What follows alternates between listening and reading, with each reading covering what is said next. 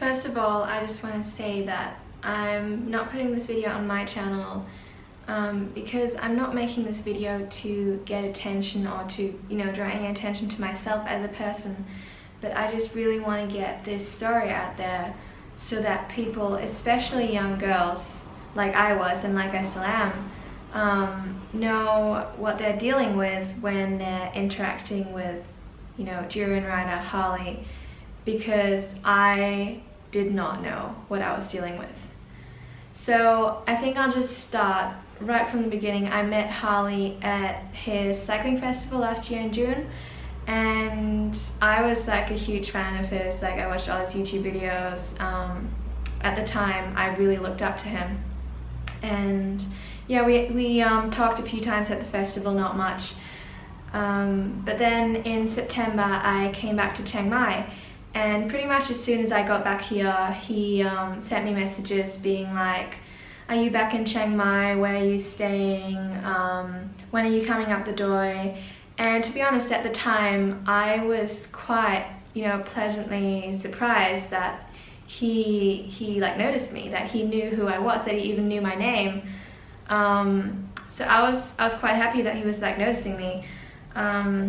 I just got some notes here if you're wondering why I'm looking down, because it's quite a long story and it's not very comfortable for me to tell the story, to be honest, but I really feel I need to tell it. So then we went to a bike shop together one day. It was just us two, and that's the first time we really talked. And after that he started talking about me a lot. Like, he started complimenting me a lot. He started talking a lot about what I looked like. And at the time, it made me feel a bit uncomfortable, but at the same time, I felt that, he liked me at least. So, because I was looking up to him, I was happy that he was noticing me, as I said. And yeah, then the next day, he asked me if there was any free rooms at my apartment building. Now, that made me feel a bit weird because I only just met him. I hardly knew the guy, and he was wanting to move into my apartment building suddenly. So I kind of just brushed it off and said, just, I don't know, ask the reception. Yeah, so then I think the day after, he messaged me again saying, "Do you want to meet up tonight? I can come to your room." And at that point I felt quite uncomfortable, honestly, because he's like 40 years old, I'm 18, I was 18 at the time, and yeah, so I wasn't sure what he wanted from me.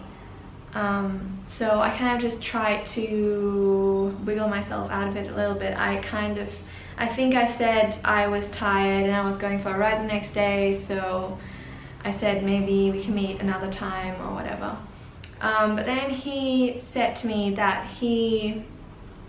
it was only about, like, he only wanted to talk to me about my camera and I shouldn't worry. And I was like, oh, okay. So like, he doesn't have any bad intentions, so it's okay. And I kind of trusted him.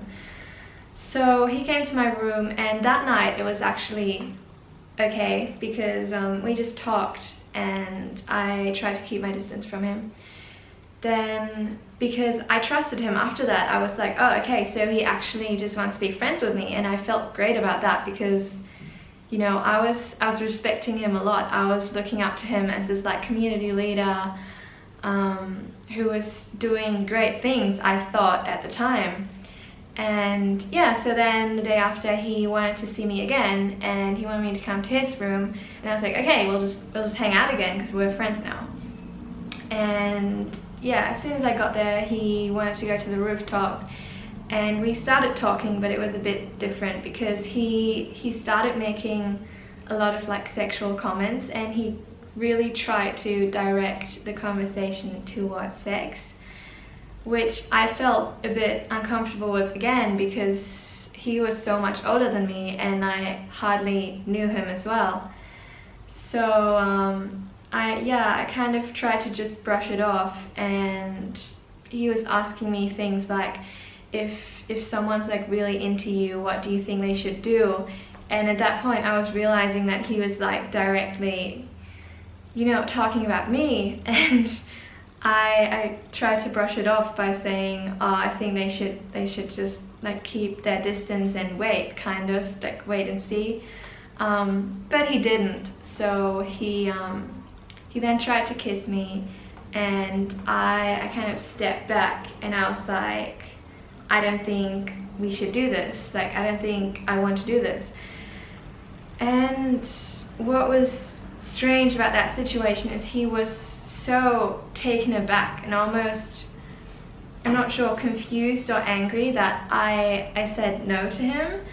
It's like he wouldn't expect any girl to ever say no to anything that he wants to do with them. But yeah, so I said I don't think we should do this, and he then started asking me continuously why I didn't want to kiss him and why I wasn't attracted to him and why.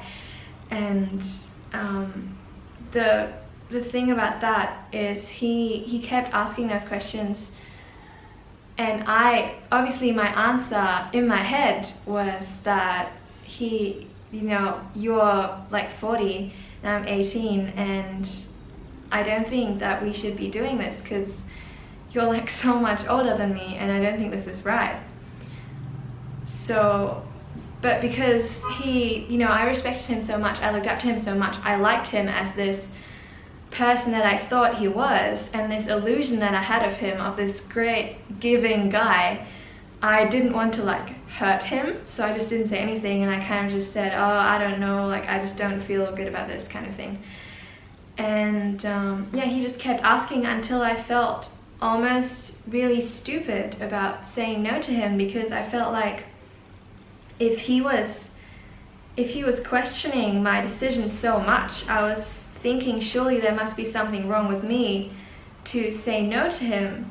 So at some point I just felt so stupid about my own decisions, my own, and at that point I was like, maybe I'm just making a deal out of something that shouldn't be a big deal, and maybe I'm being the stupid one. Maybe I should have just let him do whatever he wants to do. So that night later, we ended up going back downstairs, and he wanted to talk in his bedroom, and then said my legs were really tight and started giving me a massage. And at that point I was like lying down on his bed because that's what he wanted me to do. And he then tried to kiss me again, and as I said earlier, I wasn't really confident anymore in that situation, so I kind of just let him do it. And we actually, and this is really weird like looking back, but we actually ended up having sex that night. And he then moved into my apartment building like a few days after, and was like very close to my room, which I didn't really feel comfortable with either. But basically what was then happening was he would just come over to my room like at night times, like he would just message me late at night for sex basically, and then come over and then just leave again. And it's really weird, I guess, looking back that I let him do that, but I think at the same time it's important to remember that I was looking up to him so much that I just kind of didn't want my perfect image of him to fade or to be distorted. So if there was something that he was doing that I didn't feel comfortable with, every time I kind of just blamed myself, and in a way that was like, maybe I'm being the stupid one here, maybe I shouldn't worry about this, and maybe this is just me and I'm just being weird.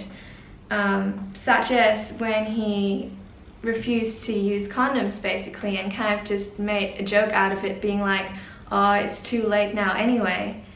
It wasn't too late at all, but at the time I kind of just went, as crazy as it sounds, along with everything that he was saying, because as someone I was looking up to, as this leader of this community that I was a part of, I felt the obligation to make him like me and do whatever he wanted me to do so he would like me. And yeah, it's just really weird. But I think at the time I actually thought that he was treating me well somehow, which he really wasn't. Like, he just ignored me when we were, you know, in person with other people around. He just ignored me. Then he, you know, refused to use condoms for no actual reason whatsoever, really. And he was also, problem with that is he was also, I'm not sure who else he was sleeping with, because he also lied to me about, you know, other girls. Like, I heard about him having a girlfriend when I first got here, so I asked him about it. Last year, that is. I asked him about it, and he said, no, I don't have a girlfriend. And I was like, well, what were those people saying? Because they were telling me that you have a girlfriend and she's staying with you at your place in Adelaide, and she's living there right now until you like come back, and then you're like gonna live together. And what he basically said to me was, we just hooked up a few times and she's just staying at my place now because she needed a place to stay, and I just have a free place right now so she can stay there for free until I get back. But then it turns out that he actually told her that they were basically together, and that he was going to come to Adelaide and like live there with her. And yeah, he lied to her about me as well, it turned out later when I talked to her, and didn't tell her about me at all until a lot later.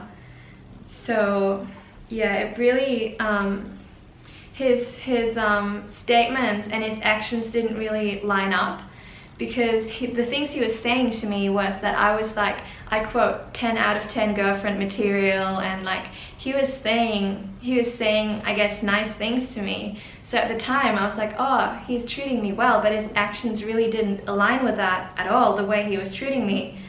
I remember telling a friend that I kind of felt like I was being treated like a prostitute, because towards the end, like after about a week, he kind of stopped talking to me altogether. Like, he would just come over to have sex and then pretty much just leave. And yeah, so his actions, again, which is narcissistic behavior really, is when your actions really don't line up with your statements. But at the time I just didn't even question anything, and I didn't realize, because I didn't think someone who had such a high status and who was almost like a YouTube celebrity, I don't think someone like that could have any, you know, bad intentions, which of course is stupid looking back. But again, I was very young, like I still am young, and I just didn't realize what was going on. And another thing is, he gave me a laptop. So one day Harley came in with like a brand new laptop, and he goes, I bought you a laptop. And I was like, okay. And that was because my laptop at the time, it was very old and it was playing up. I was making YouTube videos, but my editing just wasn't working anymore because my laptop wasn't working. And he saw that, and he thought I was like making good videos or whatever, and he thought that because he thought I was hot, I could just take my clothes off and I would be good on YouTube, basically. So he got me the laptop, and what he said at first is, you can borrow it and then give it back when I leave, which was confusing because he was going to leave the next week. So I was like, all right, I'll just use your laptop for a week, I guess. And then before he left Thailand the week after, he said, oh, just keep it, you know, just keep it. And I was like, okay, fair enough, are you sure? And he said, yeah. And I was like, okay. So we didn't have many interactions with that at all, because he just left Thailand, went back to Adelaide. I moved to the Gold Coast, and yeah, I had some personal, pretty intense problems in my life then, which is why I started making less videos on my YouTube channel. And I knew that he wanted me to make videos, obviously, so I messaged him just being like, you know, I haven't been making as many videos as you might want me to, and I still really appreciate your gift. And yeah, basically I said, I still really appreciate you. And he basically just said, yeah, okay, whatever, I understand, whatever. And I was like, okay, so he doesn't really seem to care that much about what I'm doing or whatever. But yeah, so that was pretty much it, and that was our last interaction for like half a year. And then fast forward about 6 months, and I got back to Thailand, which is where I'm now, about 2 weeks ago. And when I got here, I started talking to people that he was harassing on the internet, and he was bullying, which at the time I didn't realize. I thought they were just actually like, you know, doing wrong things, and like there was an actual reason to bully them. But then when I talked to them, I found out that he was actually just bullying people for no actual reason whatsoever. And that's when I started speaking out against him. Now this is where things really start, because I started commenting on his posts, basically telling him that what he was doing was wrong, and telling him that it wasn't okay, just so people would see, you know, that it's not really what it seems, and that these people weren't doing anything wrong. So that's pretty much when I guess you could say, turned against him. Although it's not like I hate anyone, I just genuinely don't think that the way he is slamming and harassing and bullying people on the internet is okay. It's not okay at all, because I'm vegan, so I stand up for those who are being bullied. So I think that same night when I started posting those things, he started messaging me being like, give me your laptop.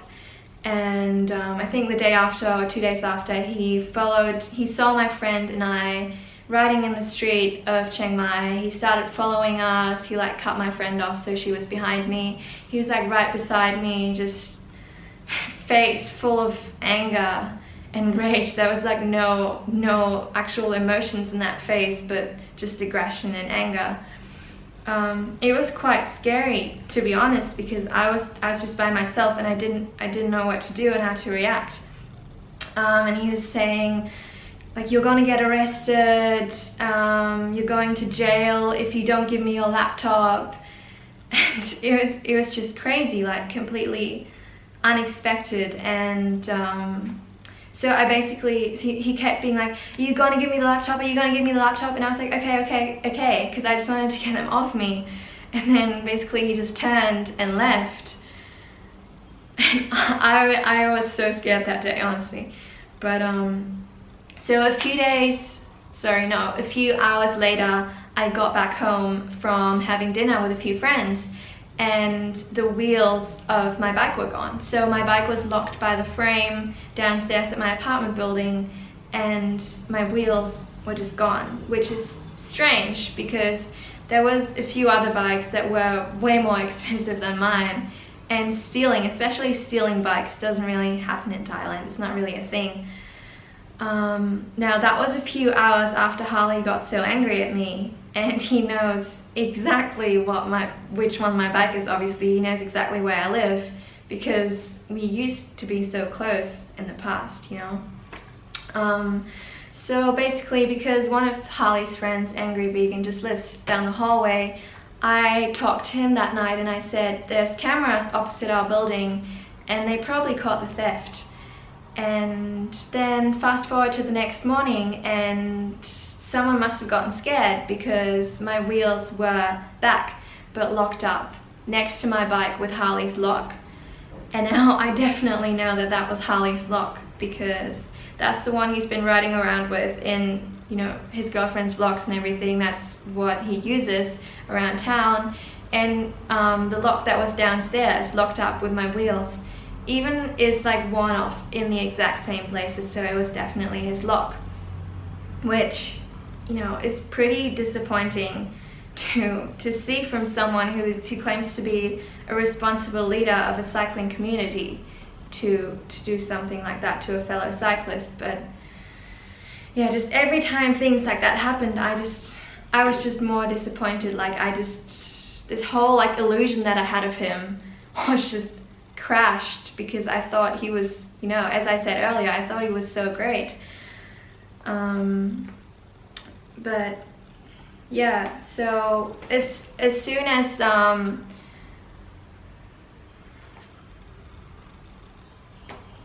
yeah, so when my wheels came back, and then a few hours later the lock was gone off the wheels as well, and coincidentally at the same time Harley appeared at my apartment building, basically saying that he was gonna arrest me. I wasn't here at the time, but my roommate was, and he started like knocking at our door really aggressively, shouting at her, threatening her, saying that she has to come out and he's going to take her to the police and things like that. She was just very freaked out, and I feel really sorry that she had to witness this, because you know, he was just completely aggressive and out of it, just threatening all my friends at this building. And yeah, the police told me that the police actually did get there, because he called them, I guess, and they told me that if I wanted to, I could go to the police station and make a statement if I, you know, just to resolve all of this, because there was quite a bit of drama. And I was like, okay, like I will go to the police station, because I don't want any of this drama, you know. That's not what I came here for. All I did was just stand up for people who were being bullied, and then everything just exploded. So yeah, I went to the police station. When Harley found out, he like jumped on his bike and sprinted to the police station. He got there way earlier than I did. I'm not sure what he told them, I'm not sure what he did, but they didn't let me make a statement, although that's what they said I should come there for. But basically what they said is, if I didn't want to go to court, then I should just give him my laptop just to resolve this, which obviously isn't really right at all and isn't just. But it's basically what I ended up doing, because obviously I don't have the time, and I just don't want to be involved in this whole thing, you know. So that's basically what I ended up doing, and unfortunately he kept harassing me in front of the police as well, just mocking me for absolutely everything. Like, he was mocking my face, saying I had a zit that was like really big or whatever, and he wouldn't take me seriously because of that. And he kept saying basically anything that he thought would hurt me the most is what he said. Like, he said I was really fat and I would always be single.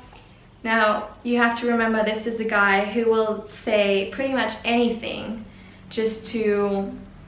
anything that will fit into his perfect little worldview that he has, where he's the big hero and the leader and, you know, just the great guy, and everyone else is trying to destroy him.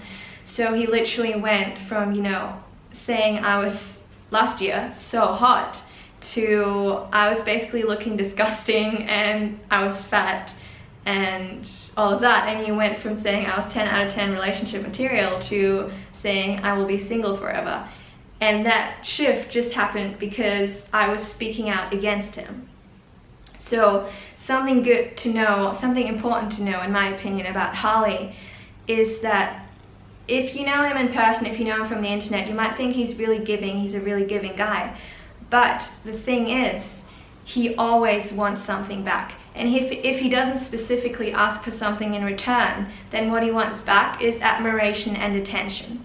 And as soon as you take that away from him, which is what I did when I started speaking out against, you know, what he was doing, when I started speaking out about how wrong it was, how he was slamming and harassing these people, that's when you take away the admiration and attention, and that's when he turns against you pretty much, because that's what he needs from people to feed his ego. So that's pretty much what happened. He also had to, the police made him write this letter. It's in his own handwriting.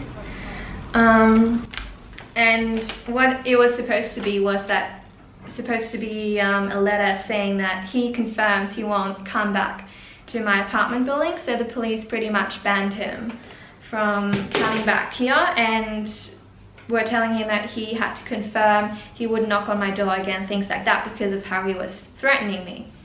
But because the police didn't speak English very well, he kind of just made like a whole mockery out of this whole thing. So basically what this says is, in his handwriting, Harley Johnstone from Australia promises to never knock on the door of the short fat girl, and then he wrote my name, but he changed it to sound really stupid, who lives in, and then he changed the number of where I live as well. So it would just completely be invalid if he puts the wrong apartment number, which is what he did at this apartment. I lived my way away from these terrible time wasters, Harley Johnstone. So basically the whole time, even in front of the police, he was just mocking me in every way he could, and telling me I would go to jail, that I should be like ashamed of myself and things like that. And then later that day, he also commented on my Facebook. I might get the screenshot up here if I can. Basically commented saying that I should be, I'm not sure what he said, I should be ashamed of myself, and he said, I hope your daddy's proud of you for sleeping with a 40-year-old creep in the hopes of getting a new computer. So that's the kinds of things that he will say to you, and that's how he will try and destroy you as soon as you know, stand up against him, which is really sad, but unfortunately this is what's happened. And I just want to get this story out there, especially so that young girls can be warned and can know who they're dealing with, because obviously I had no idea what I was dealing with. I never asked for anything from him, obviously. And yeah, I know some of these things, like you might be saying, it was stupid to accept a gift from him, it was stupid to trust him this much, it was stupid to do this. I understand, and obviously if I could go back I would not trust him at all, but at the same time you must realize that if you look up to someone that much, you just try to justify anything bad that they will do, just so that you don't have to, you know, shift that image, that illusion that you have of them in your head. And I think that's really dangerous, especially in a community like this, where you have someone like that as the community leader. So that's why I just wanted to get the story out there, just so that people know what they're dealing with and so that people are warned. I recommend watching, there's a few videos that have come out, they're called The Unmasking by Norwegian. They really explain his personality type very well, coming from, you know, someone who's known him quite closely in the past. They're pretty spot on and have made me realize a lot as well. Because obviously the whole thing about manipulation is, at the time that you're being manipulated, you don't realize you're being manipulated. That's the whole point of manipulation. So that's why I'm only telling the story now. And yeah, that's pretty much it. That's all I really want to say, and I won't make any more videos about this. I'm really just done with this. I just want him out of my life, and I just want to get this out there so that he can't do to other people what he did to me and what he did to others as well. I know that other girls that he was with in the past, he's now asking them for things back that he gave to them as gifts and things like that. That just really, you know, just really weird things, that he's just doing things out of spite. He's just wanting to get things back. He's just wanting to get back at people just out of spite. I assume that after he sees this video, he'll come out with a lot of lies about me. I'm not sure what he'll say, but please just be aware that he will just, you know, make up anything just to fit his own little worldview that he has in his head, no matter if it's true, if it's actually what he thinks, if it makes sense. He will just say a lot of things that, you know, normal people wouldn't even lie about. So just important to be aware of that. And yeah, that's all.